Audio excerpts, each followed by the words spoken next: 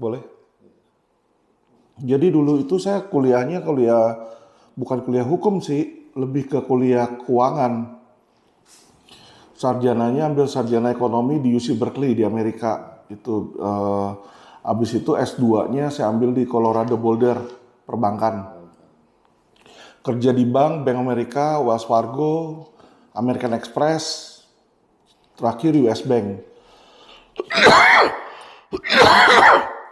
Jabatan dari paling bawah teller, naik ke customer service, manager, sampai terakhir wakil presiden bank di US Bank. Di Amerika itu Di Amerika. Balik pulang ke Indonesia, ke sini awalnya bikin perusahaan-perusahaan keuangan gitu kan, broker, tapi kurang bagus ya karena perusahaan keuangan Amerika tuh memblacklist Indonesia. Blacklisted. Jadi kalau kayak kita sekarang mau naruh uang di Amerika tuh sulit. Semua Indonesia. Semua orang Indonesia. Oh, gitu. Jadi kayak misalnya Bapak mau bikin rekening di Charles Schwab atau di Option Express, Ameritrade itu nggak bisa. Orang Indonesia nggak bisa. Di situ. Ya makanya karena ada seperti itu, pembatasan juga devisa kan, pembatasan USD. Akhirnya waktu itu saya kan buka rekening broker, buka perusahaan jasa broker untuk main saham di Amerika kan, nggak bisa berjalan. Tahun berapa? 2007. Karena nggak bisa berjalan sama pemerintah di cut lah, maksudnya izinnya nggak boleh gitu loh untuk mengalihkan uang dari Indonesia ke asing, ke Amerika. Akhirnya ya sudah nggak berjalan bisnisnya, terus saya ada masalah keluarga sama mantan istri ya karena nggak cocok berantem akhirnya cerai gitu. Dalam proses perceraian itu kita rebutan anak. Nah dari rebutan anak itulah saya mulai terjerat kasus hukum. Ya namanya rebutan anak-anak kandung, tapi saya dikenakan pasalnya penculikan. Kan lucu gitu, dan saya ditahan loh. Atas dasar penculikan itu saya ditahan. Anak sendiri itu? Anak-anak sendiri, ya kan. Jadi disitulah saya melihat bagaimana kalau kita nggak ngerti hukum ini dikelabui oleh mafia-mafia ya, oknum-oknum aparat di situ. Nah sejak itu saya mulai kuliah hukum, Pak. Saya mulai belajar hukum, ambil di STIH Gunung Jati setiap weekend. Jadi setiap hari Sabtu ambil di STIH Gunung Jati selama 4 tahun, lulus 2017 di situ. Saya 2019-nya buka law firm. Mulai buka law firm 2019 ya kan 2017 lulus magang dulu. Kerja sama advokat senior yang lain lah, itu ada Ibu Luti, ada rekan-rekan senior yang lain, saya dompleng mereka, ngikut lah dia sidang, saya ikut gitu ya. Nah sampailah saya bikin sendiri 2019, awalnya juga sebelum jadi lawyer di 2019 buka law firm, itu saya sudah sering ngurusin klaim-klaim asuransi yang ditolak. Karena kan spesifik saya keuangan tadinya kan. Jadi Indonesia ini banyak banget orang yang dia beli asuransi, misalnya Bapak beli asuransi. Ketika nanti sakit atau keluarganya meninggal, mau klaim, nggak bisa cair, nggak bisa keluar. Nggak bisa keluar, otomatis mereka butuh orang seperti saya, ekspertis yang bisa mampu membantu mencairkan.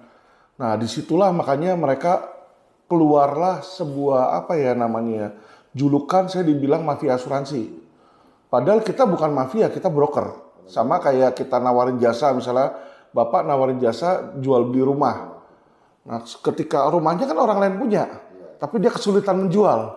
Dia ke Bapak jualin, dapat komisi dong, dapat fee dong. Saya juga begitu. Jadi kalau misalnya mereka klaimnya ditolak ke saya, ya kan, saya minta 30% dari uang yang cair di situ. Nah, klaimnya asuransinya punya mereka. Nah, cuma kan kadang-kadang yang namanya kita dapat orang, kita nggak tahu orang itu bener atau enggak, kita bantu aja. Iya, barang masuk dulu. Iya kan, maksudnya orang misalnya, aku punya orang tua kemarin meninggal, bantu dong. Kita nggak tahu klaimnya dia asli, fiktif atau enggak, kita nggak tahu, kenal orangnya juga kagak kenal. kan referensi gitu loh, dari mulut ke mulut. Nanti tiba-tiba datang, Pak Alvin ya bisa bantuin nih klaim saya nih gitu kan. Ternyata dia mafia misalnya, mafia maksudnya dalam hal gemplang, Memang niatnya gemplang asuransi. Nah, ya tapi kalau gemplang asuransi pun, tapi karena saya punya koneksi dengan perusahaan asuransi, dibayar juga. ada juga. Jadi mereka ya udahlah saya bayarlah ini kata perusahaan asuransi kan, karena mereka juga dinilai berdasarkan pembayaran klaim. Iya kan. Kalau perusahaan asuransi itu cuma terima premi dan nggak pernah bayar klaim, alhasil nanti perusahaannya jadi jelek ratingnya. Kan dia ada rating berapa banyak klaim dibayar dalam setahun gitu kan. Nah jadi karena saya udah kenal sama manajernya, direkturnya, dirut-dirutnya, jadi lebih mempermudah untuk kita ngeklaim di situ. Dan mereka juga malas ribut-ribut. Aduh nih malas ribut-ribut nanti digugat lagi atau gimana kan. Nah jadi banyaklah orang ke kita klaim itu disetujui. Nah sampailah pada kasus Allianz tuh 2019 saya bantuin klaim orang yang ditolak 16 juta. Habis itu dia nggak mau bayar, awalnya ngotot, ya kan, ngotot. Ya udah kita laporin polisi. Undang-undang perlindungan konsumen, akhirnya dijadikanlah tersangka Direktur Allianz. Nah, ketika Direktur Allianz jadi tersangka, di situ dia bayar akhirnya klaim tersebut 16 juta dibayar 1 miliar. Dibayar 1 M karena untuk cabut LP kan. Nggak lama kemudian, 2 hari kemudian, 3 hari kemudian saya dilaporin balik. Dengan alasan ada dulu klien yang saya bantu urus, ternyata pakai KTP palsu. Jadi saya dibilang pembantuan. Ikut membantu. Iya, padahal saya membantu mengurus klaim yang memang jasa saya, jasa pengurusan klaim. Ngerti ya Pak ya? Ya, saya tanggung jawab itu untuk verifikasi. Lah iya kan kita mana pernah verifikasi kalau misalnya kayak saya lawyer, datang orang, saya mau cerai Pak Alvin, dia kasih saya KTP palsu atau surat kawin palsu, saya mana tahu saya bukan di Dukcapil. Kita kan nggak mungkin, bentar saya ke Dukcapil dulu, verifikasi. Ya kagak lah, itu kan tanggung jawab dia. Ya kita ajuin ke pengadilan cerai. Kalau pengadilan terima, kalau kagak terima ya sudah di situ kan. Jadi nggak kepada kewenangan kita untuk mengecek-ngecek seperti itu.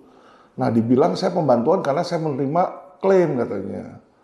Ya sudah akhirnya yang seperti Bapak ketahui saya sempat mendekam di penjara di situ. Padahal kita bukan mafia seperti yang orang pikir mafia bagaimana. Kita cuma menyediakan jasa pengurusan klaim Pak. Itu nilai klaimnya berapa Bang yang bikin orang masuk? 6 juta perak. Hah? 6 juta? Iya. Dia dendam kata 16 ya satunya. Ya itu dia. Jadi memang kita awal-awal kan yang kita urus klaim-klaim kecil Pak. Kalau klaim besar 2M, 10M, 100M itu dia akan mempersulit. Kalau klaim kecil dia bayar. Pasti ngelawan. Kalau klaim kecil kan 6 juta, 10 juta udah dibayar sama dia. Bahkan sama dia kagak dicek karena terlalu kecil klaim itu. Tambahan biaya ya. Iya, sekarang dia pakai lawyer berapa Pak? Klaimnya 6 juta. Pakai lawyer 50 juta kan bodoh dia. Ya udahlah dia bayar lah kata dia kan. Nambah-nambahin jumlah klaim yang dibayar. Jadi dia yang bayar, saya yang disalahin. Kan lucu gitu loh. Ceritanya itu jarang orang tahu yang cerita ini. Karena besar-besarkan kan itu nyata dia betul tuh mafia asuransi berkomplot membobol perusahaan asuransi. Ternyata yang diurus cuma 6 juta itu. Iya kayak Bapak misalnya jualin properti ke orang, ternyata suratnya palsu, ada yang kena, terus Bapak dibilang komplotan mafia tanah kan aneh. Iya dong, maksudnya kan Bapak kerjanya sebagai jual beli properti, mana tahu kalau ternyata orang ketika ngejual tanahnya bermasalah, sertifikatnya bermasalah misalnya nih, kan tanggung jawab mereka dong ngecek dong, ketika beli lu cek dong pakai notaris.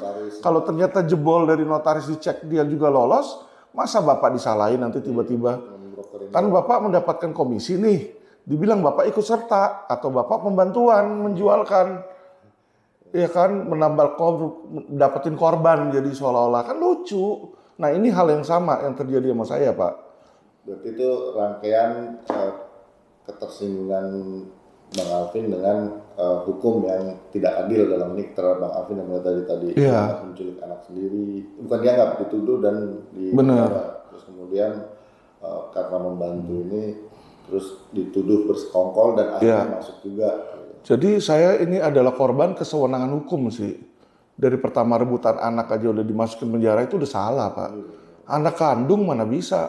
Bahkan itu anak dari umur setahun sampai sekarang 16 tahun sikit. Saya gedein. Ibunya aja kagak pernah mau nengok, nggak pernah ngasih duit, nggak pernah apa. Kan lucu kan, saya yang mempertahankan gedein anak, saya di penjara. Ibunya yang menelantarkan anaknya, laporin saya ke polisi, saya yang masuk. Inilah negara, ya kan, amburadul. Memang dari situ udah bersentuhan langsung ya. Gitu loh. Hukum. Ya, hukum ini ya. Nah, disinilah timbul bahwa saya, wah ini kalau nggak ada lawyer-lawyer yang bersih, lawyer-lawyer yang integritas, repot ini Indonesia. Jadi saya mendeklarasikan LQ ini menjadi law firm yang lurus, Pak. Tegak lurus pada kebenaran. Nah kemudian kan dalam perjalanan ini Bang Alvin booming lah saat membela konsumennya Indosuria yang selain nilainya besar juga ternyata konsumennya sangat banyak gitu ya. Iya. Itu gimana sih kan pertama kali bisa mereka ke Abang? Jadi awalnya itu mereka udah pakai lawyer lain, Bang. Pakai lawyer lain, tapi kasusnya nggak viral dan nggak ada yang ngurus. Jadi mandek aja di Barreskrim 2 tahun nggak diapa-apain, dipeti eskan lah. Jadi istilahnya nih penjahatnya nih dugaan saya nih dijadikan ATM berjalan. Tiap bulan setor ya udah didiemin aja gitu kan. Nah akhirnya para korban itu yang udah pakai lawyer lain nggak jalan, pindah lawyer ke saya, minta tolong kan, Pak Alvin tolong dong gitu. Nah ketika saya melihat wah ini ada klien-klien yang butuh seperti itu, dan saya mencoba datang ke kantor polisi bicara sama mereka percuma. Karena kenapa? Mereka dapat dari lawan ini besar sekali.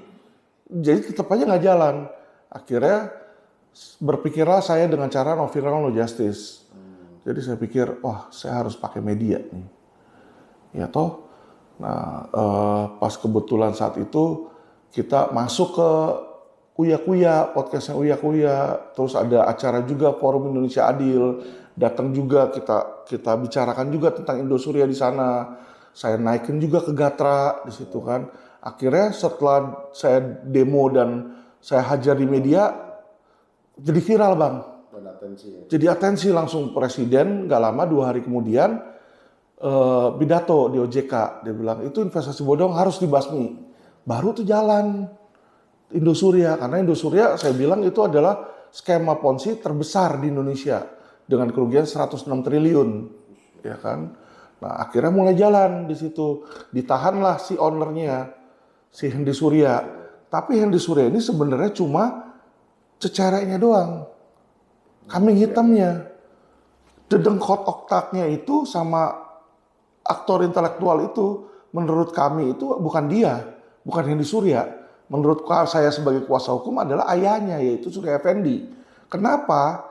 Ya kan? Karena uangnya itu mengalir ke Inti Finance. Dari koperasi Indosuria mengalir ke perusahaan yang namanya PT Inti Finance.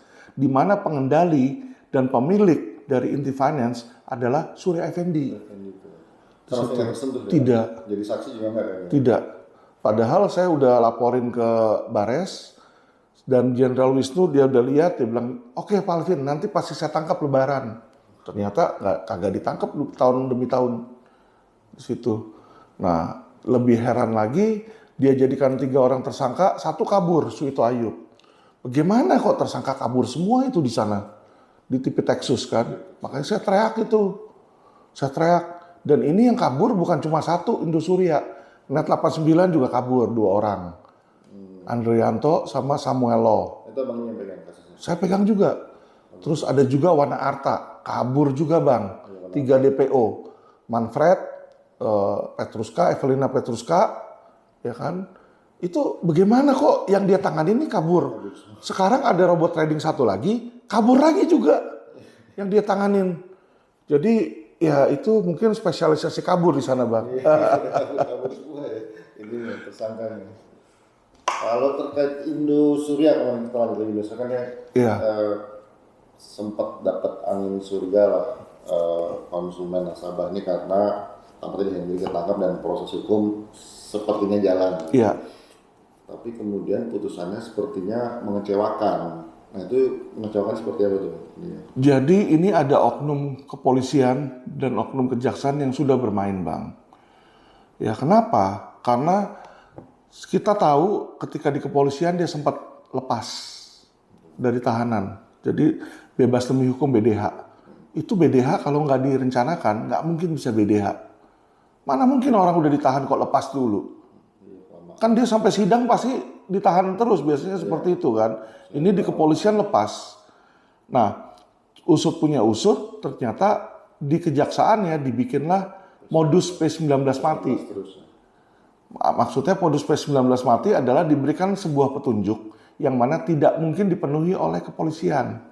Apakah petunjuk itu? Jadi jaksa menyuruh polisi untuk periksa seluruh korban di Indonesia. Sebanyak 24.000 korban. Diperiksa dalam 120 hari. Ya kan nggak mungkin, Bang. 24.000, periksa 10 orang aja susah.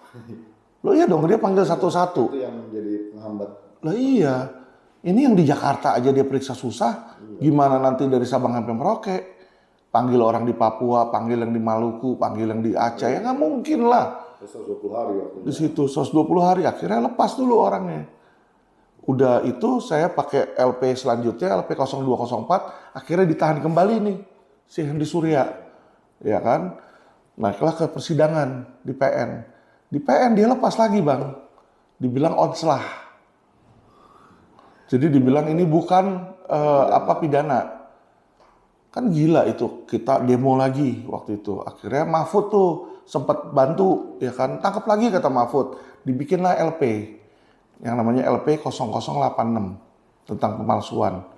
Dan LP ini sekarang sudah P21 dan sudah tahap 2 dilimpah ke kejaksaan. Tapi anehnya setelah 8 bulan dilimpah kejaksaan, nggak pernah disidangkan. Belum ini berarti? Belum. Bukan P21 ya? Udah. Ini kasus yang beda kan berarti? Kasus yang beda. Jadi yang pertama si Hendy Surya dituduhkan atas kesalahan pencucian uang sama perbankan. Nah ini pemalsuan. Jadi dia memalsukan akta pendiriannya. Koperasi itu. Jadi tanda tangan dokumen-dokumen itu ada surat-surat palsu untuk penggunaannya pendirian koperasi. Nah dipidanakan tuh udah P21. Masa udah tahap 2 kasih ke jaksa 8 bulan belum disidangkan, Bang? Jadi alasannya, oh karena Hendy Surya udah kena, udah dia nggak mau sidangin. Lah ya mana bisa begitu? Kan lucu ini. Nah inilah saya bilang ya kan, kejanggalan kedua. Kejanggalan ketiga, Bang, aset sitaannya banyak yang hilang. Jadi kalau Abang lihat, kasus Hendy Surya ini pertama diurus ketika Dirtipit Exusnya namanya Helmi Santika.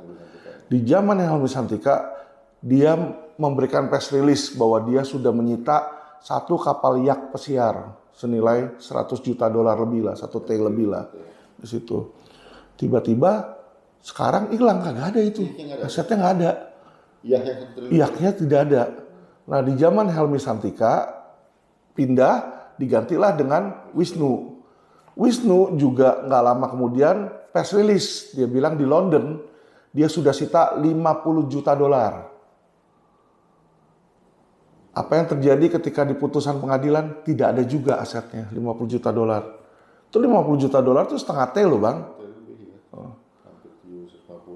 Nah, waktu penyitaan dan sebagainya dibilang sudah disita gedung, bangunan, ruko, dan aset kendaraan beserta cash 40M, aset-aset tidak bergerak dan bergerak lainnya total 2 triliun. Kemarin 3 hari yang lalu baru press release-nya kejaksaan, dia bilang dia sudah mengembalikan barang sitaannya itu sebagai ganti rugi. Nilainya cuma 40 miliar.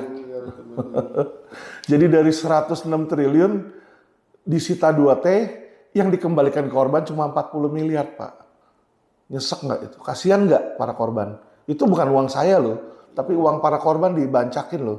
Hilang itu nggak tahu kemana. Nanti kalau kita teriak keras, kita nuduh, nanti dibilang pencemaran nama baik. Nggak nuduh juga kasihan uang korban. Masalahnya mereka udah jadi korban kejahatan, masih juga dicelakai oleh oknum-oknum aparat. Ini loh makanya saya juga sebagai kuasa hukum miris sih. Berarti status yang tadi disita itu tidak pernah jelas dari awal, tiba-tiba hilang. Hilang. Jadi ketika putusan kan dibilang kan, disebutkan barang-barang apa yang disita, nggak ada di situ. Udah nggak ada. Di putusan pengadilan udah nggak ada. Udah nggak masuk berkas. Padahal waktu penyidikan dia udah umumin. Dia umumin bang, abang kalau googling tuh ada. Iya sebenarnya kalau saya baca. Makanya berarti di putusan udah hilang. Udah hilang. Terus kita mau nyarinya kemana? Kita tanya sama polisi bilang, oh kalau yang di luar negeri masih proses katanya, tapi nggak bisa dikembalikan ke para korban karena sudah ada putusan. Jadi karena udah putusan inkrah dan belum dimasukin, nggak bisa nyusul. Padahal sengaja nggak mereka masukin. Ya itu dia. Jadi nanti dikembalikan lagi kayak di Surya, dapat duit. Ya inilah permainan-permainan oknum, tindakan-tindakan kesewenangan yang menimbulkan kerugian bagi para korban, Bang. Dan saya berteriak ini supaya masyarakat tahu, supaya pemerintah tahu apa sih yang dilakukan, bagaimana sih cara dia bermain, modus-modus mereka seperti apa itu. Ini kan pada saat proses Indosuria ini abang sempat dengan frontal melawan, bukan lagi melawan aparat hukum yang abang lawan itu kejaksaan dan polisi tentunya yang betul.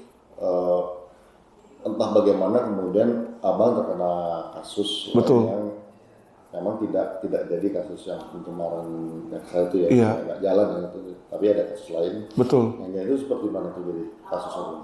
Itu yang Allianz itu. Jadi Allianz itu waktu itu saya kan di 2017 seperti tahan tuh.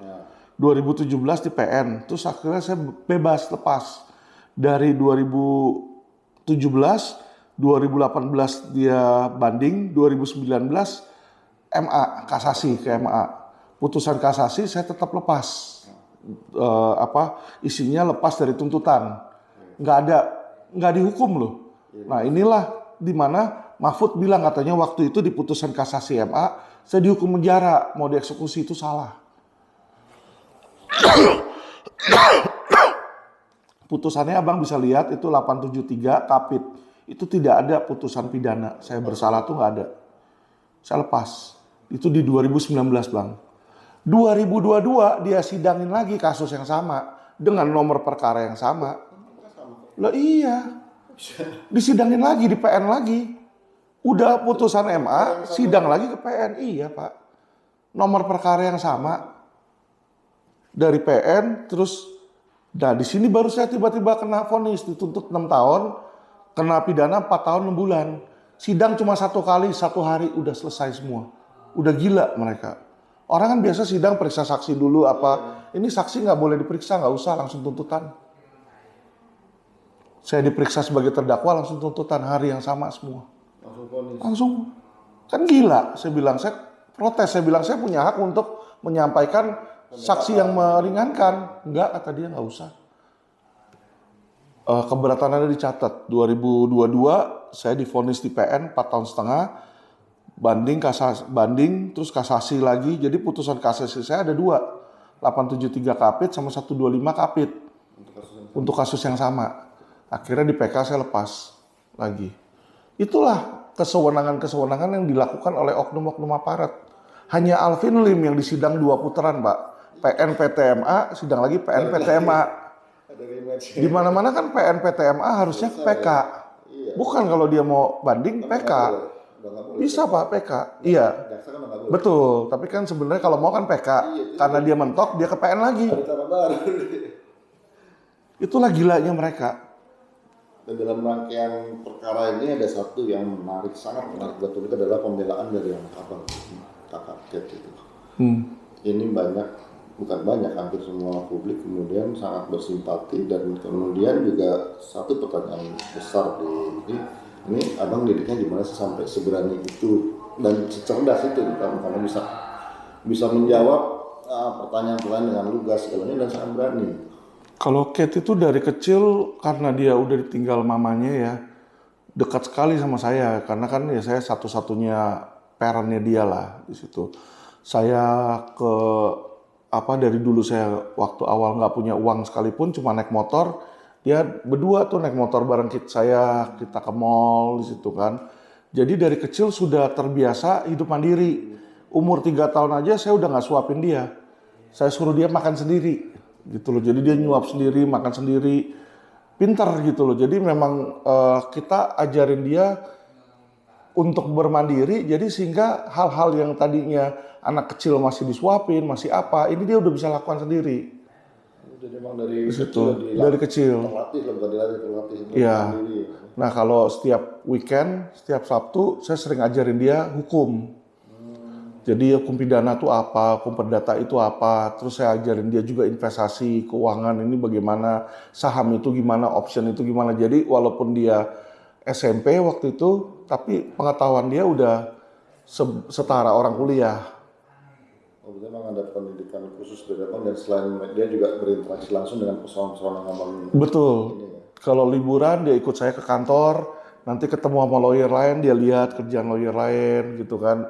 Jadi karena dia tahu gedenya dia harus jadi lawyer, makanya dia fokus ke situ. Memang dari cita-cita itu. Iya kan, dia udah tahu, dia bilang papi kan punya kantor hukum. Nanti kan aku kalau udah gede pasti kerja di situ. Ya udah deh, aku nggak kemana-mana lagi ya. Dia fokus ke Memang jadi lawyer. Udah ada ini ya. Udah ada mindsetnya ke sana, jadi nggak belok-belok. Jadi ya karena kan satu-satunya orang tuanya satu, terus kedua itu kan bisnis dia di masa depan ya, yang saya jalankan ya dia lah harus lanjutkan kan gitu loh. Pemikiran dia kan seperti itu. Memaksakan dia misalnya mau jadi apa, tapi dia sendiri udah ada kesadaran. Karena udah sering berinteraksi ya. Iya. Itu sama klien-klien juga sering interaksi ya. Sering ngobrol juga, malam-malam juga dia kadang-kadang ngomong sama klien, kalau ada yang nelfon saya lagi gimana, dia ngangkat. Gitu. Jadi memang anaknya cerdas. Cerdas ya. Gitu. Bicaranya lancar, lutut, dan berani kan. Iya. Dengan banyak orang nggak grogi. Makanya beberapa orang kan nuduh dia, fitnah dia, bilang pakai teleprompter lah, apa kagak ada. Karena dia pergi dari satu podcast ke podcast lain, dari Akbar. Teleprompter pun itu luar biasa lah. Dari Akbar Faisal ke apa namanya Richard Lee, terus ke Uya Kuya. Kan mereka juga lihat ketika ditanya pertanyaan itu nggak pernah dikasih tahu dulu, nanti saya mau nanya ini ya gitu, kagak. Spontanitas, nanyanya spontan, jawabnya spontan gitu loh. Jadi saya rasa orang-orang yang banyak berpikiran negatif tentang dia ya salah sih gitu loh. Ya, karena belum kenal sama dia aja. memang ada niat